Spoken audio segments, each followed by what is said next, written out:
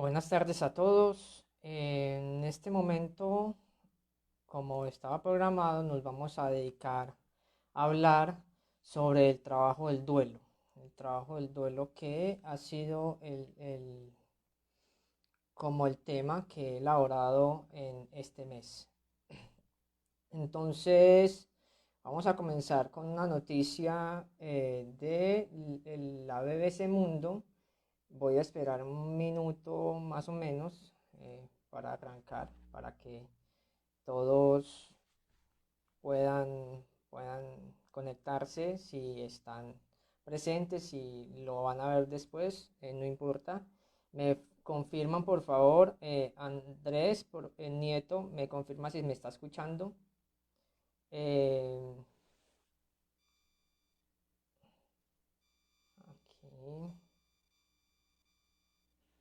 Aquí en Facebook me están escuchando. Yesid, me dice si me está escuchando, por favor.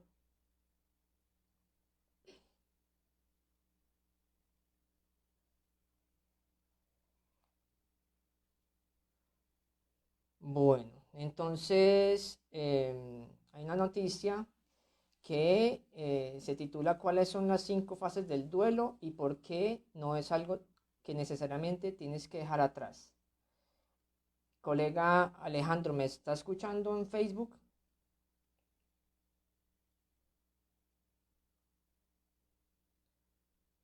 Juan, bueno, espero que sí.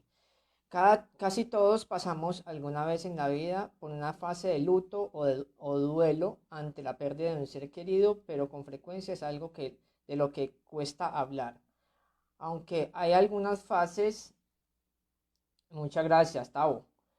Aunque hay algunas fases del duelo reconocibles e identificadas por la psicología, el luto es distinto para cada persona y según los expertos, no es algo que necesariamente vamos o logremos superar, entre comillas.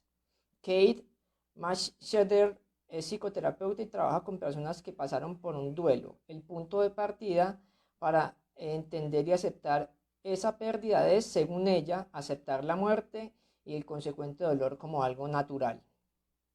Abro comillas. La muerte es parte de la vida, va a pasar. Todos vamos a sentir tristeza, todos vamos a echar de menos a alguien, todos vamos a morir. Es así, cierro comillas. Lo dijo la especialista a India Rakusen de la serie de la BBC sobre la salud mental, Like Minds. Para explicarlo visualmente, Kate dibujó en un papel un círculo que representa a la persona. Abro comillas. Imagínate que este eres tú y todo lo que tiene que ver con tu vida está dentro de este círculo. Cierro comillas. Después empezó a colorearlo explicando, abro comillas, cuando llega el duelo no hay ni una sola área de tu vida que no se vea afectada por ese dolor. Llega hasta cada parte de ti, cierro comillas. Ella dibuja un círculo y lo rellena en el interior. Esta fuente se las voy a dejar para que la vean. Ella dice, en el pasado pensábamos que con el tiempo ese dolor se hacía más pequeño y desaparecía, pero el enfoque ahora es que el dolor se mantiene tal y como está, pero nuestra vida crece alrededor de él. Es una hipótesis interesante. Siguiendo con la analogía del círculo, es como si nuestra vida se empezara a desarrollar en otro círculo concéntrico más grande, pero siempre alrededor del dolor en el centro. Por ejemplo, hay duelos de madres que pierden a los hijos o se desaparecen, eh, la desaparición forzada o bueno, muchas cosas que uno es muy iluso como persona o como terapeuta creer que esto se va a desaparecer, sino que hay que darle forma, en este caso como el círculo. Así que aunque experimentamos muchas otras cosas nuevas en nuestras vidas, el duelo se queda dentro y en ciertos momentos, como en los cumpleaños, los aniversarios, en Navidad y en otras ocasiones, volvemos a sumergirnos directamente en ese dolor, explica la especialista. Entonces dice, después cuando esa fecha pasa, vuelves a recordar la otra parte de tu vida, ese círculo concéntrico más amplio. Entonces hay un círculo rodeado y lleno de dolor, pero uno establece la vida en otro círculo al lado de ese. Lo que yo creo, dice ella, es que ahora ese círculo de dolor no se queda para siempre igual de oscuro. De alguna manera cambia de forma y se vuelve menos rígido, pero se queda ahí. Así que, según Kate, no superas el duelo ni lo dejas atrás realmente, sino que aprendes a que forme parte de tu vida. Entonces, las 5 etapas del duelo, que vamos a mirarlas a partir de Elizabeth Kubler-Ross, que fue las publicaciones que hice todo este mes en mi Instagram y en mi Facebook. Entonces vamos a comenzar a mirarlas. Muchas gracias a los que están presentes. Valoro mucho la asistencia y bueno, pues vamos a elaborar un tema bien interesante con casos clínicos, un caso mío y otro de Elizabeth Kubler-Ross, la teórica. Bueno. Entonces, sobre la muerte y los moribundos se llama el libro que, de donde saqué esta información, donde están las fases de el duelo, que es la ira primero, la negociación primero, la ira segundo, el pacto, la negociación tercero, la depresión y la aceptación. Entonces vamos a mirarlos cada uno frente a las publicaciones. Hay una publicación del artículo del que hablé en el video previo a esto, que dice, en la clínica un duelo está atascado o detenido se manifiesta con presencia de fenómenos en vez de síntomas, fenómenos que son del orden de un hacer, mostrar y significar, que se repiten en un intento fallido de inscribir lo traumático de la pérdida. Spinoza en el psicoanalítico. Es decir, que el dolor es tan grande en algunos momentos que se escenifica, ni siquiera se sufre, sino que se escenifica frente a las relaciones personales, es como si hubiera algo ahí en el fondo que habla del dolor.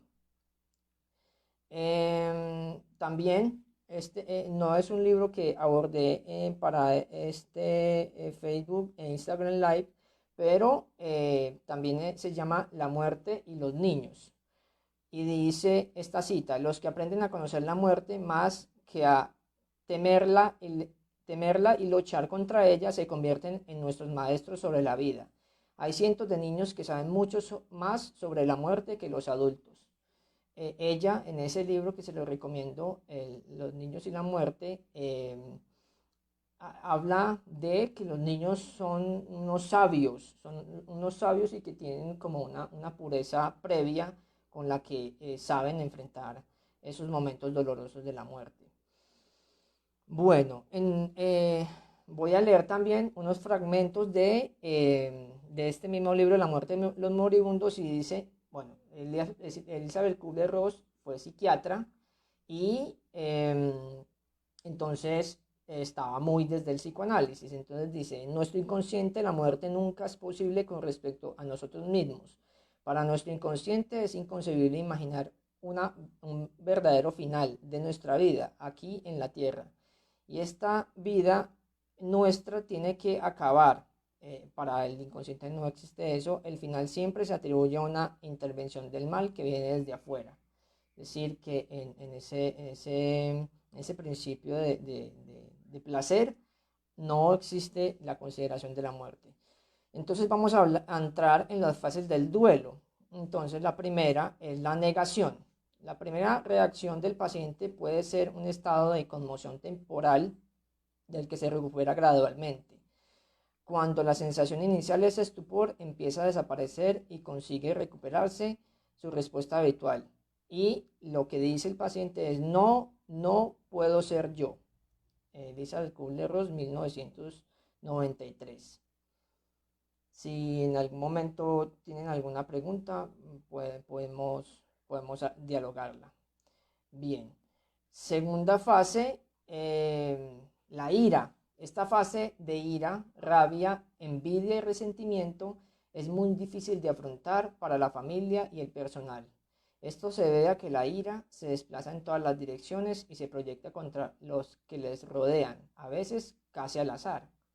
Es decir, que como que son respuestas de el paciente o de inclusive la familia también de aceptar esa fase. Entonces se responde con ira.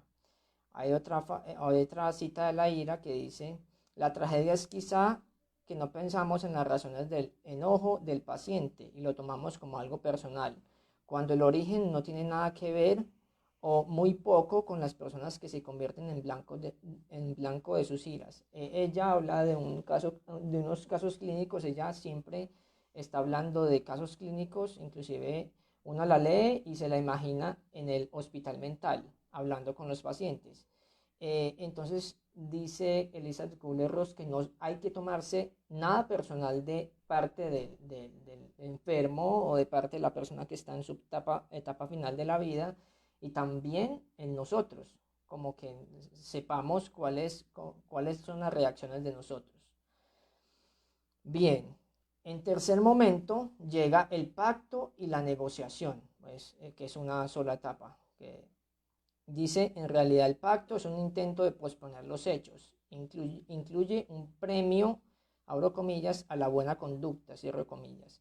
Además fija un plazo de vencimiento impuesto por uno mismo. Por ejemplo, otra actuación, la boda del hijo, en el libro ella dice que las personas como que necesitan negociar a manera de un niño, como que si le dan eso, entonces él puede hacer unas cosas positivas.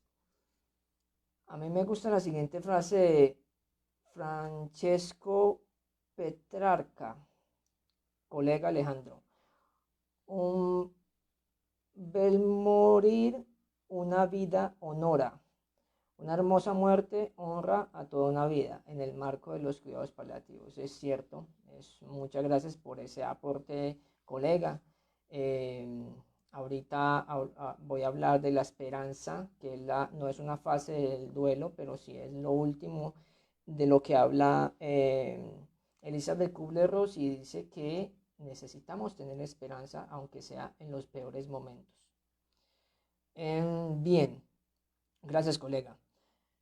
La depresión, en cuarto momento, cuando la depresión es un instrumento para prepararse a la pérdida inminente de todos los objetos de amor, entonces los ánimos y la seguridad no tienen tanto sentido para facilitar el estado de aceptación. No debería estimularse al paciente a que mire el lado alegre de las cosas. En esta fase, Elizabeth Kubler-Ross dice, bueno, pues hay que dejar un espacio para que se sienta tristeza, para que se sienta el dolor y para que haya un punto donde el paciente se vence, ¿sí? Como de tanto gastar energías, dice ya no puedo más.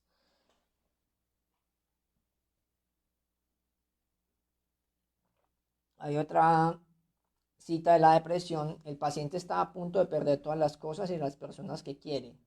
Si se les permite expresar su dolor, encontrará mucho más fácil la aceptación final y estará agradecido a los que se sientan a su lado durante esa fase de depresión, sin decirle constantemente que no esté triste. Es el consejo o la recomendación para acompañar a una persona en la etapa final, o pues que haya tenido algún accidente o haya tenido una catástrofe. Es decir, que nosotros solamente necesita esa persona nuestra presencia y algunas palabras si él las pide, no si uno quiere llenar como ese vacío, porque nunca se logra así de esa manera. La aceptación, entonces, es la quinta parte del duelo, es la etapa final del duelo, y dice, no hay que confundirse y creer que la aceptación no es una fase feliz. Está casi desprovista de sentimientos. Es como si el dolor hubiera desaparecido, la lucha hubiera terminado y llegara el momento de, abro comillas, el descanso final del largo viaje. Antes del largo viaje, como dijo un paciente, eh, cita Elizabeth Kubler-Ross. Es decir, que en ese momento no hay ni siquiera sentimientos, es como una paz y una aceptación total de el destino.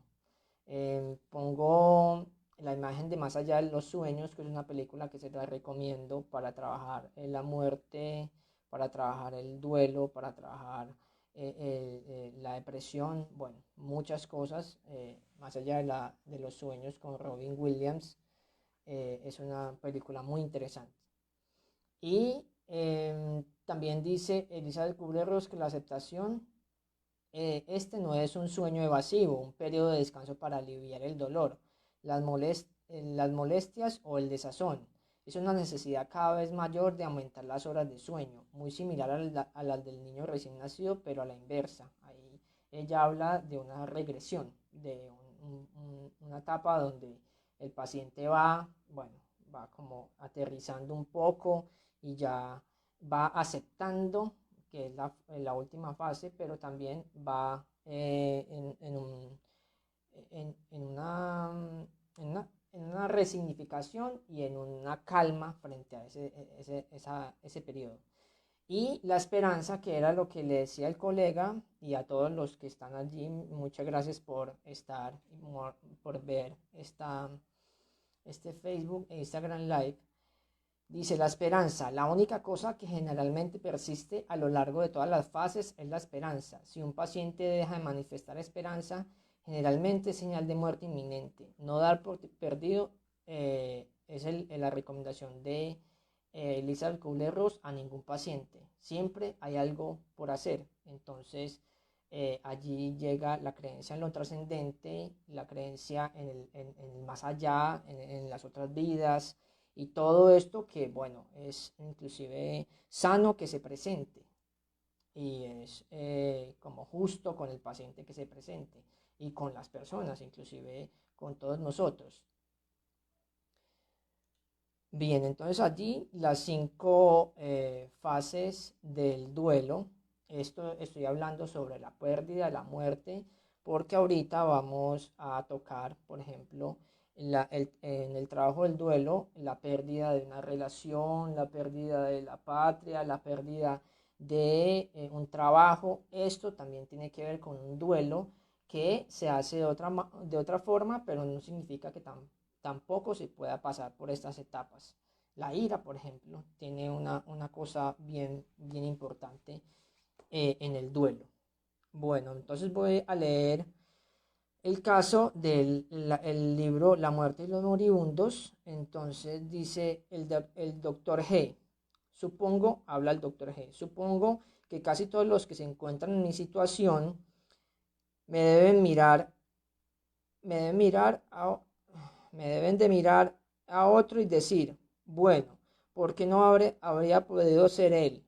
Es decir, comparándose con la otra persona que está bien. Y esta idea ha pasado por la cabeza varias veces, le ha pasado por la cabeza al doctor G. Venía por la calle un viejo al que conozco desde que yo era niño. Tiene 82 años y no sirve para nada, en la manera en que nosotros los mortales lo entendemos. Era reumático, cojo, sucio, justo el tipo de persona que a uno no le gustaría ser, y me vino con fuerza la idea: ¿por qué no podría haber sido el viejo George en vez de yo? Extracto de la entrevista del doctor G. Entonces en la fase de la ira está esa comparación. Entonces no solamente la ira, es la envidia, el resentimiento y todas esas cosas que aparecen en la persona que ha perdido algo. Bien.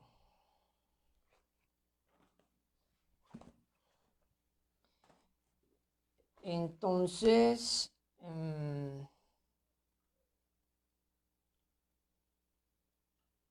vamos a mirar lo que nos dice Freud sobre el trabajo del duelo. Ahora bien, ¿en qué consiste el trabajo que el duelo opera? Creo que no es exagerado en absoluto imaginarlo del siguiente modo. El examen de realidad ha mostrado que el objeto amado ya no existe más y de él emana ahora la exaltación de quitar la libido o la libido de sus enlaces con ese objeto. A ello se opone una comprensible renuencia. Universalmente se observa que el hombre no abandona de buen grado una posición libidinal, o sea, la energía sexual o la energía general, ni aun cuando su sustituto ya asoma. Es decir, que nosotros no estamos preparados para renunciar a lo que nos da placer o lo que el objeto que se ha perdido, que se está perdiendo, nos muestra que tenemos que renunciar. El duelo es reacción frente a la pérdida real del objeto de amor, pero además depende de una condición que falta al duelo normal o lo convierte, toda vez que se presenta en un duelo patológico. Es decir, Freud habla del duelo patológico, que es más cercano a la melancolía, y del duelo normal, que es lo que se presenta o lo que se espera cuando se pierde algo que uno ha querido. El objeto ya no existe más y el yo, preguntando por así decir si quiere compartir ese destino, deja llevar por la suma de satisfacciones narcisistas que le da el estar con vida y desata su ligazón con el objeto aniquilado. Es decir, que Elizabeth Kubler-Ross también lo menciona, y es que uno como que se contenta con no estar muerto como la persona a la que perdió, o no estar en el lugar de enfermedad. Eso es importante. Y una cita, espérenme, yo miro si la encuentro. Dice: el duelo es por regla general la reacción frente a la pérdida de una persona amada o de una abstracción que haga sus veces, como la patria, la libertad, un ideal, etc. Es decir, frente a lo que nos confronta con el vacío y la pérdida, se puede entender que es un duelo. Entonces la gente dice: no, es que hágale duelo a eso, que vendrán otras cosas mejores. Entonces, por ejemplo, en el amor yo he entendido esta elaboración como que cuando llega la pérdida, uno tiene puestos, imaginémonos unos hilos transparentes en la otra persona. Y esa persona lo que hace es este gesto. Esa persona o la situación misma lo que hace es cortar esos hilos. Entonces uno queda con los hilos sueltos. ¿Cuál es el trabajo del duelo? Es volver a traer esos hilos a uno mismo, o sea, volver a traer ese amor que uno depositó, o no, siempre es amor lo que duele en la pérdida. Siempre es amor porque es amor por extrañarlo, es amor por odiarlo. El amor y el odio están muy desde la mano, porque son como las dos caras de la misma moneda, como dice la gente. Bien, esta cita la saqué de el texto Duelo y Melancolía de 1917, de las obras completas de Amor Rotu, Freud. Bien. Entonces, voy a compartirles unas citas de este libro que se llama Del dolor al duelo, de Victoria Eugenia Díaz Faciolince, que también hay unos postulados muy importantes acá.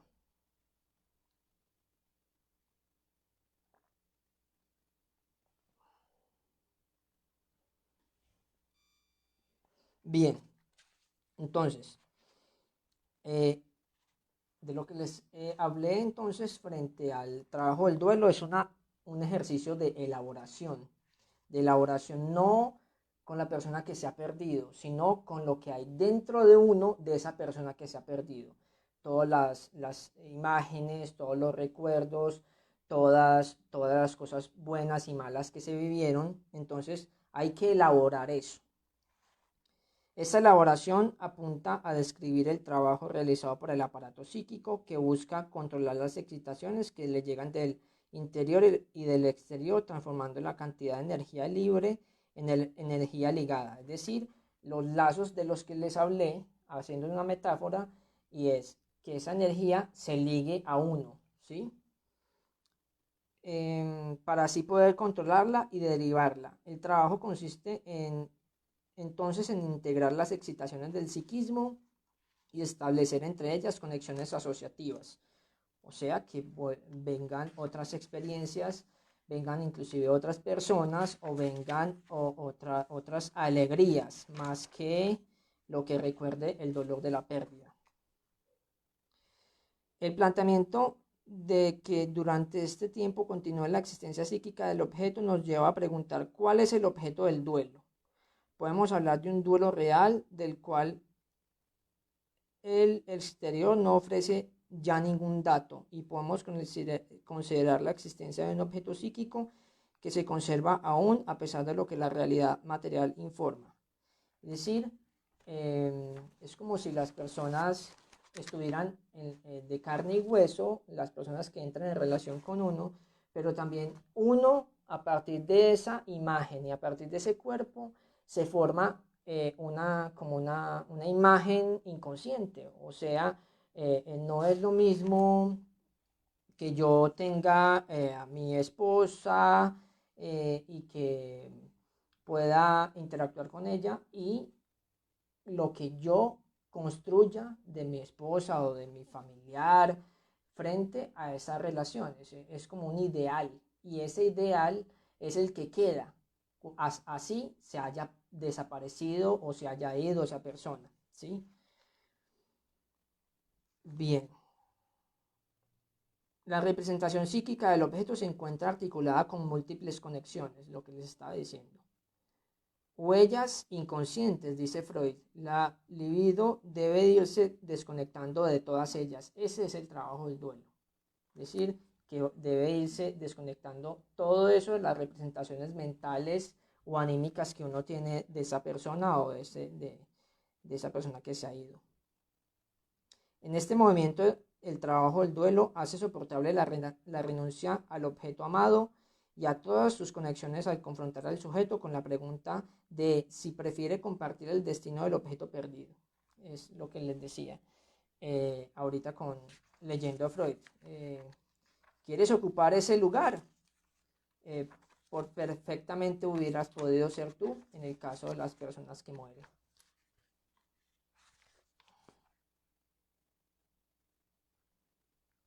El duelo como acto. El duelo que el duelo sea llevado a su estatuto de acto, dice Jean Allonge en su libro Erótica del duelo en el tiempo de la muerte seca. Ese planteamiento dice la autora que está más cercano a la propuesta de Lacan de subjetivar el duelo, hacerlo parte de uno más que de lo que está afuera. Bueno, ese término de subjetivación es muy amplio. El duelo llama al sujeto a optar por la vida y le exige desprenderse del objeto amado sin anhelar ya un reencuentro. Es decir, aceptar que es la última fase del duelo según Elizabeth Kubler-Ross. Hay una apuesta real en la escritura. La escritura aquí forma parte del acto del duelo. La escritura, así como el duelo, adquieren una dimensión de acto transformador, de un atravesamiento creador después del cual el sujeto renace otro. Ahorita les hablo del caso F enseguida, del caso F, que es el caso que les traigo. Ya les hablé del caso G de Elizabeth Kubler-Ross, del que habla esta teórica. ¿Alguna pregunta? Muchas gracias por la asistencia. Bien, entonces les voy a hablar de un caso mío que pocas veces lo elaboro de esta manera que hice esta elaboración de este caso. Dice, caso F, abro comillas, un duelo tramitado.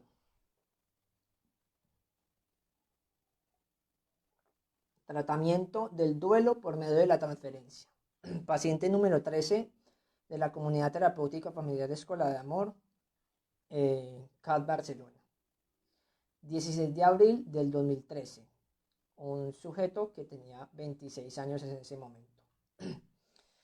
El caso F fue atendido por mí en el CAP Familiar Comunidad Terapéutica Escuela de Amor en el año 2013, según revisé en los apuntes que hacía en ese tiempo.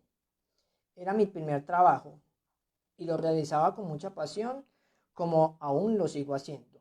No tengo bien el dato, pero F fue como el del segundo grupo que conformó la comunidad terapéutica. Tuvieron varios grupos. Fue traído por el padre en un estado de aletargamiento, casi dormido. Realicé la entrevista y me di cuenta que su sustancia de impacto eran los opiáceos, la heroína. En este momento me vienen muchos recuerdos a la mente de F. A él fue el único paciente que acompañó una cita con el psiquiatra C. Me doy cuenta que desde siempre tuve un contacto muy importante con él. Fue un proceso significativo.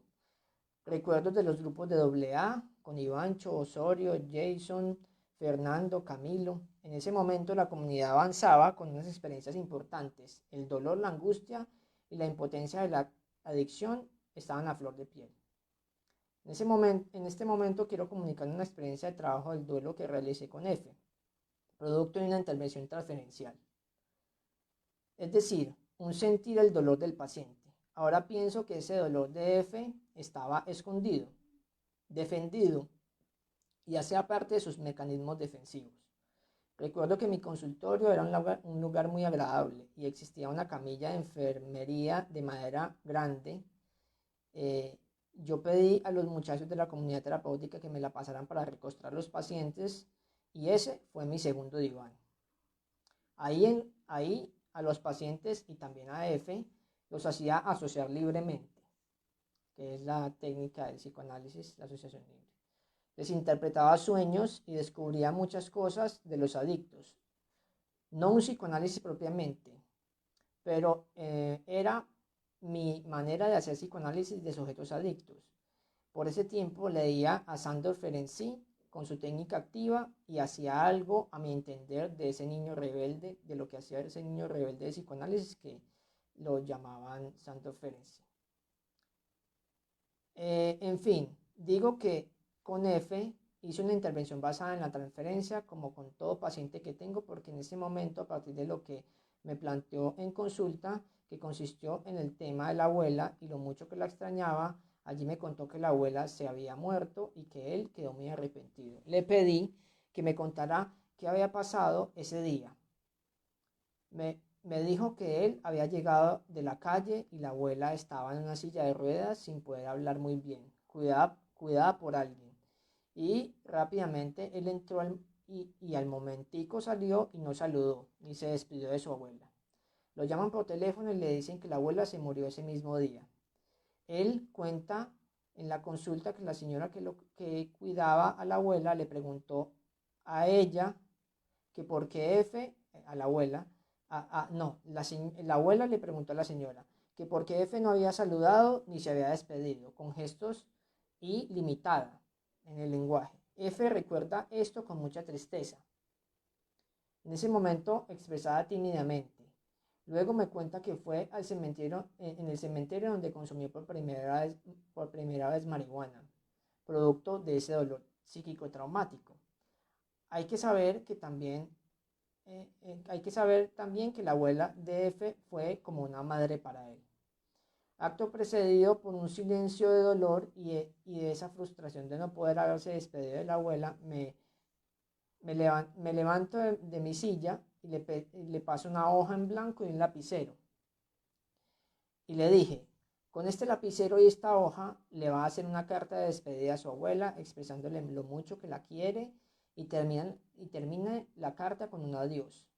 Él tomó el lapicero y comenzó la carta. No lo había visto llorar nunca. F era un paciente que no se doblegaba. Pero yo estaba entrando en su duelo y de repente y ante eso, hay poco que hacer. Afloró el sentimiento, lloró en ese momento. Yo acostumbro a tener una vela en mi consultorio, como la pueden ver atrás.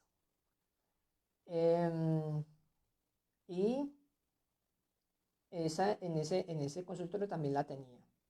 La aprendí durante el proceso. Con F, en otras ocasiones, hablando del amor y en su relación, de su relación de pareja, se apagaba la vela de repente. Era una cosa muy extraña. Cuando la terminó de escribir, le dije, bueno, la va a cuidar y en la noche nos encontramos. A eso de las 8 de la noche, me cambié mi delantal de consulta, me puse una chaqueta y yo me quedé a dormir en la comunidad. Entonces saqué una candela y una vela y me fui con F a un lugar un poco oscuro. Había un árbol y una tapa de alcantarilla. Prendí la vela en el piso y le pregunté que qué oración se sabía. Me dijo que el Padre Nuestro. Le dije que lo rezáramos. Padre Nuestro que estás en el cielo. Cuando terminamos la oración le dije, F, su abuela está acá, salúdela. Y una especie de contacto. Entonces, los dos sentimos algo. Le dije que quemara la carta y con el fuego de la vela. Y comenzó a quemar la carta. La primera vez la llama se detuvo, la segunda vez también y la tercera le dije, deténgase. En la carta F le decía, abuela, te amo, te extraño, entre todo lo bonito que le tenía que expresar en ese momento. Y yo le digo que me pase la carta a medio quemar y la desdobló y dice, abro comillas, lo mismo, cariño. Eso pasó en el 2013 y hoy, 25 de agosto del 2020, cuando lo escribo, se me eriza la piel y me da una nostalgia que relaciono con lo agradable de ese duelo resuelto y con la reciente muerte de mi abuela, que todavía extraño, yo también. La reacción de ese momento fue algo muy intenso. Lo que le dije le contestó su abuela desde el más allá. Él respondió con un sí entre sorpresa, alegría y paz con él mismo por medio de la abuela. Un milagro, abro comillas, es una situación arquetípica que está acompañada por una emoción correspondiente, cierro comillas. A propósito de Jung y la sincronía, que son fenómenos donde se ha presentado, en este caso, la muerte. Mi lectura de este duelo resuelto no puede ir más allá de haber hecho parte y de tener un profundo respeto por los fenómenos diferentes a lo objetivo. Aquí necesariamente tenía cabida lo psíquico y lo espiritual.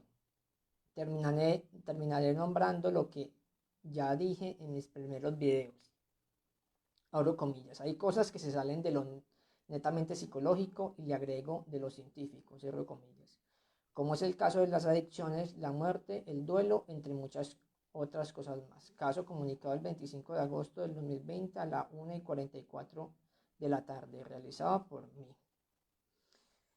Entonces esta es la experiencia sobrenatural, no puedo decir otra cosa, una experiencia que nos tocó a este paciente y a mí y que fue algo muy importante de experimentar.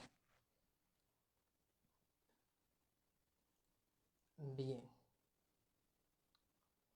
Bueno, no sé si hay alguna impresión. Andrés, por ahí estaba viendo, Cristian Cano, Valentina,